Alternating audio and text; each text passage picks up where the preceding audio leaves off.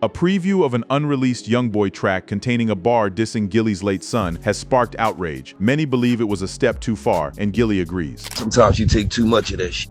But he's not just responding, he's also threatening Youngboy. We don't say what we was going to do on the internet and all that type of. Now fans are worried this could turn into something much bigger, and based on new reports, it already has. Let me break it down.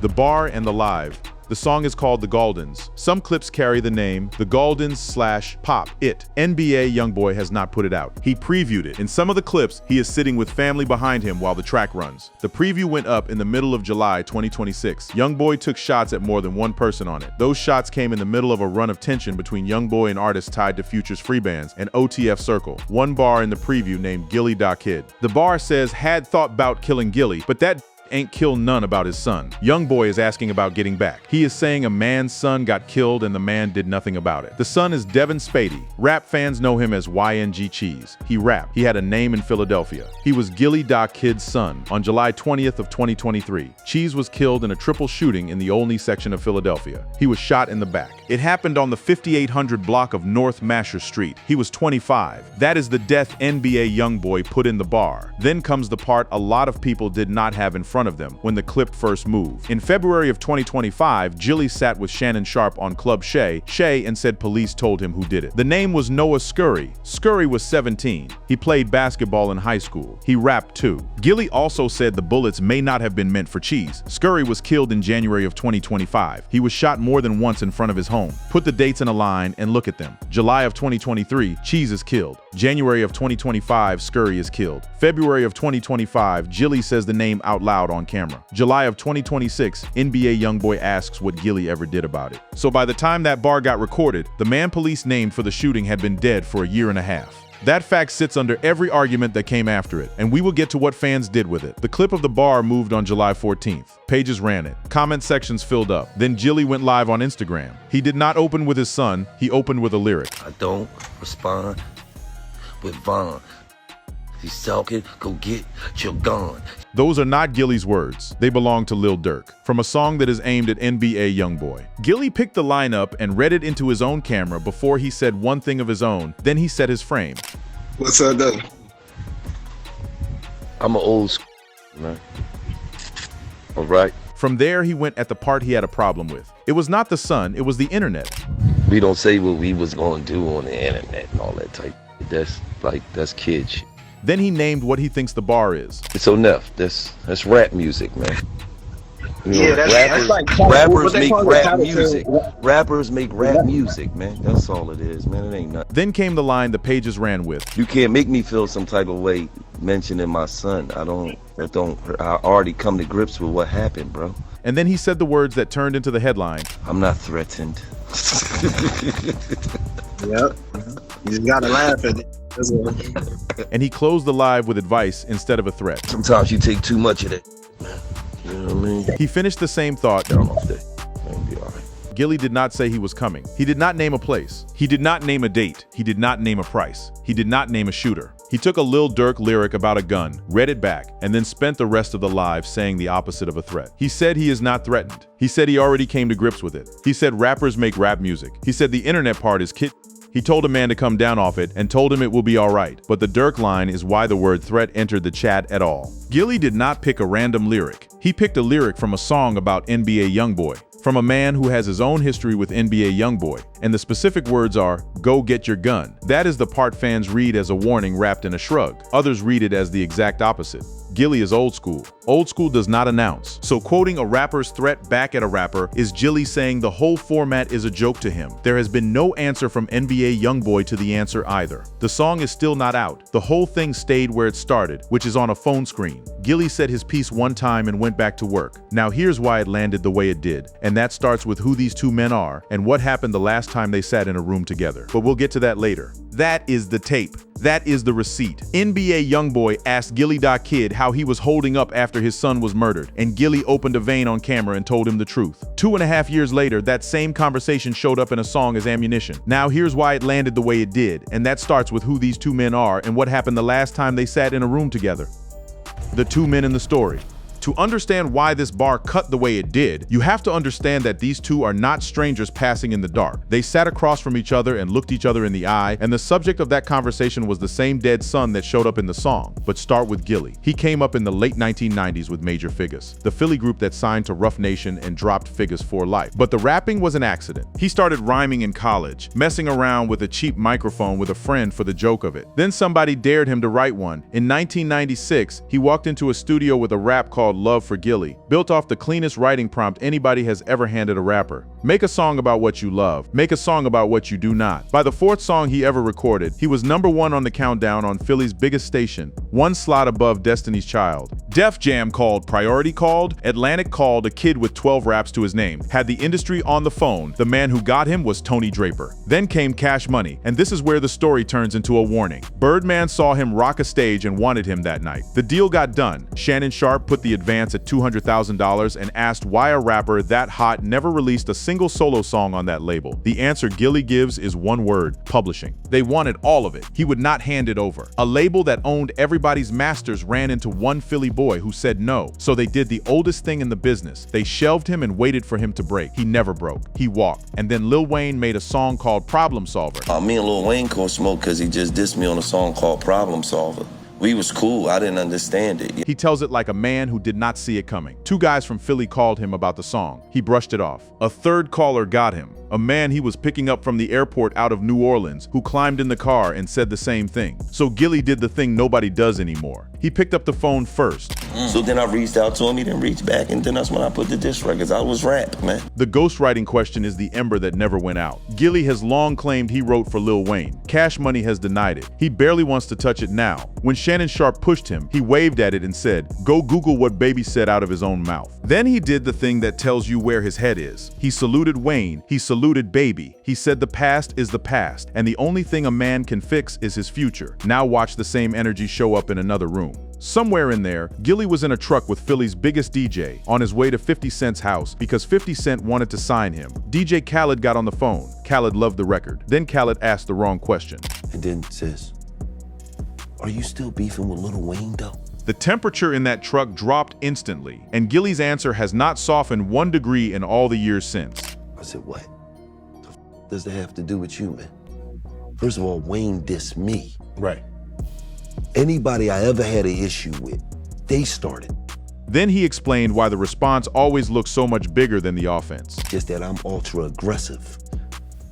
So then when I come back, it's like, damn, that was crazy. Like, no." And he put it in a boxing ring because that is the only way it makes sense to him. If I'm getting in the ring with you, bro, I'm not throwing jabs. I'm throwing jabs and hooks and uppercuts. I'm trying to get you the out of here. Right. Hold on to that, because in July of 2026, a man rapped about Gillie's murdered child, and Gillie threw no jabs at all. That is not a man who lost a step. That is a man making a choice, because the rapper became something else. The music is on the record. King of Philly in 2008. I'm Philly in 2009. $1 million worth of game in 2017. But the second act built the house. He and his cousin turned a phrase into an empire. Wallow did 20 years in prison for armed robbery and came home. And the two of them built $1 million worth of game into a barstool flagship. Now the other man. Youngboy broke through in the middle of the 2010s off Raw, bleeding mixtapes, and a hit called Outside Today. He signed to Atlantic and never once behaved like a signed artist. He drops projects the way other people send emails. His fan base is one of the most feral and loyal armies in music, and they will bury a rapper's comment section on command. Melodic trap, pain music, diss records, years buried under legal trouble that killed his touring and his travel, and none of it dented his numbers. In 2026, he is still one of the most streamed rappers breathing. His personal life is its own ecosystem. A large, blended family with multiple children by different partners, all of them regularly in his content, including in the preview clips of the very song this video is about. A man who has been unusually open about his mental health, his trauma, and the Baton Rouge streets that made him, and his controversies are a list with no bottom. Gun charges, assault cases, label disputes, beefs with Lil Durk, with King Von's people, with whoever else walked into frame. Which brings us to December of 2023. 5 months after Gillie buried his son, NBA Youngboy sat down with him for $1 million worth of game. Youngboy was 24, on house arrest, sitting on 88 acres of Utah mountain that he owned outright. It was one of the most human sit-downs either man has ever done. And then Youngboy asked him a question. The room went quiet. Hey, how you feel about life today? How I feel about life today, just to be honest with you, bro, It's difficult. Gillie did not dodge it. And then he said the thing that makes the whole 2026 situation land like a brick. I just lost my son. You know what I'm saying? Yeah. So, you know, I appreciate that. Then he told Youngboy what his mornings look like. I struggle every day. You know what I mean? My son was a year older than you. And then the reason he keeps standing up anyway, that is the tape. You know, when I wake up, that's the first thing I think about. You know what I'm saying? So that is the receipt. NBA Youngboy asked Gillie.Kid how he was holding up after his son was murdered. But I also know that I gotta be strong for my family. And Gillie opened a vein on camera and told him the truth. 2.5 years later, that same conversation showed up in a song as ammunition. That is why the internet lost its mind. How the internet took it. The clip did not spread, it detonated. By the morning of July 14th of 2026, the bar was everywhere, and by the night of July 15th, the whole thing had swallowed hip-hop social media whole. Somebody even put the December 2023 interview next to the July 2026 diss and hit post. Youngboy asking a grieving father how he was doing. Youngboy rapping about the same dead son, side by side. No commentary needed. The dominant reaction was disgust, and it was not close. The words that kept coming back were distasteful, below the belt, a low blow, and unnecessary. Fans called it exploitative, a man mining another man's worst day for shock value while he was already swinging at half the industry. Some said he was losing focus, throwing wild punches at anybody standing near the free bands and OTF circle instead of handling the beefs he actually started. Others called it a Charleston White move, which in that comment section is not a compliment. It is an accusation of clout chasing off a dead child. And the accusation that stung the most was hypocrisy, because the receipts were right there in everybody's feed. You cannot ask a man how he is holding up after burying his son and then rap that he did not do enough about it. And then there was the fact that gutted the bar on the merits. The whole line hangs on the idea that nobody answered for cheese. But police named Noah Scurry. Noah Scurry is dead. The no get back narrative had a hole in the middle of it big enough to drive a truck through. And once fans found the hole, the bar stopped sounding hard and started sounding uninformed. Meanwhile, the other half of the reaction was pure respect, and it all pointed at one man. Gillie's live got treated like a masterclass. Unbothered, classy, grown, old school. Those were the words. The whole culture of announcing violence into a front-facing camera got dismissed in 3 words by a 48-year-old man who was laughing while he said it. The contrast did the rest. One man made noise about a dead child. The other man refused to give the noise a reaction. People know which one of those looks like a man. But this is rap, so of course there was a war in the comments. The oldest argument in the genre came right back out of the closet. Is a dead relative fair game? One camp says no, and says the line moves when the relative is a child, and says a murdered son is not a punchline, it is a grave. The other camp says rap is a blood sport, and always has been, that Pac and Big did not run a sensitivity check. That Youngboy's entire appeal is that he says the thing everybody else is scared to say, and that the second you start putting subjects off limits, you do not have rap anymore. You have a press release. Now here's the part that surprised people. The big names said nothing. No statements from any of the heavyweights in the wider beef ecosystem. The only rapper in the whole story who got pulled in without saying a word was Lil Durk, because Gillie reached into Durk's catalog and grabbed a song that is aimed at NBA Youngboy, which also shows that Durk has his own long, ugly history with NBA Youngboy. So when Gillie read those exact words into his camera, X-Threads went straight to work on it. Some read it as a signal flare, Gillie quietly reminding a Baton Rouge rapper that Chicago has been down this road with him before. Some read it as a wink, Gillie telling Youngboy that even his enemies' bars are just bars. Some read it as a flex of old school posture, actions over announcements, consequences over captions. And some read it as the neatest de-escalation anybody has ever pulled off, because Gillie did not have to write a single threatening word himself. He just borrowed one and handed it back, which is why the same 90 seconds produced 2 opposite headlines. Half the internet said Gillie shut it down. The other half said Gillie warned him. Both halves were watching the same video. Charleston White's name floated through it too, since he has taken shots at Gillie's son before in other situations. But he did not add anything new to this one. The podcast ecosystem more than made up for the silence. No jumper-style clip pages and academic-style aggregators ran it on a loop, framing it as one more log on the fire of NBA Youngboy's aggressive summer. Gillie's own $1 million worth of game circle stayed quiet after the live. Wallow said nothing. The show kept rolling. That silence was its own statement. The sentiment settled where you would expect. Sympathy for Gillie, confusion about Youngboy. Not because people suddenly turned on Youngboy's music, but because nobody could figure out what he got out of this one. He did not gain a rival.